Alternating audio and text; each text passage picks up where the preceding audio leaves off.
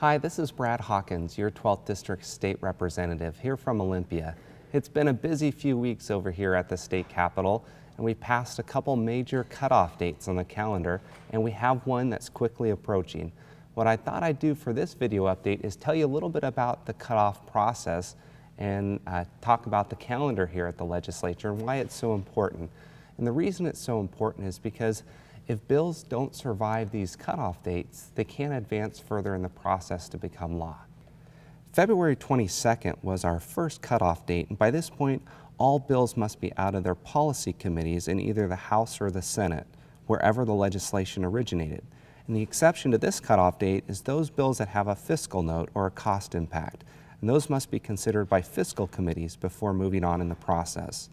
March 1st was the last of those bills with the fiscal notes to be considered by the House fiscal committees, which include the Finance, Transportation, Appropriations, as well as the Capital Budget Committee, which I serve on.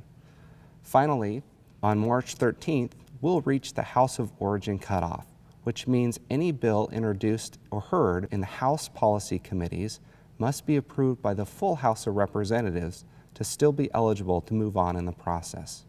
As you can see, we're quickly moving through the legislative process in Olympia, and we're almost to that halfway point.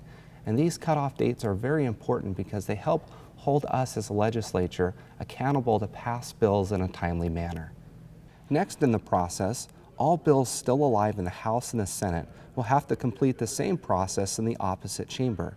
If any of my pieces of legislation move forward in the process, I may be called upon to testify in the Senate Policy Committee to which the bill was assigned.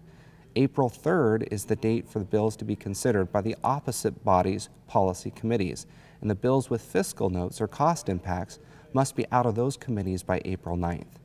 Bills must be approved by either the Senate or the House of Representatives by April 17th, and the last day of the 2013 regular session is scheduled for April 28th.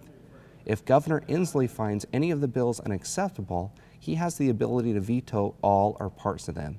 His veto can then be overruled by a 2/3 vote by both chambers.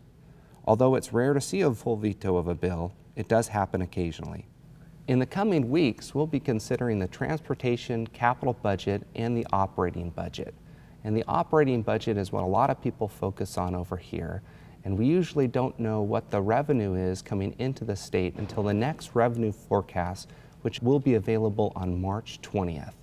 And when that operating budget is considered, I'll work hard to protect our highest priorities, which I believe are funding education first, protecting the most vulnerable, and preserving public safety. Once again, it's an honor to represent you over here in Olympia as your 12th District State Representative.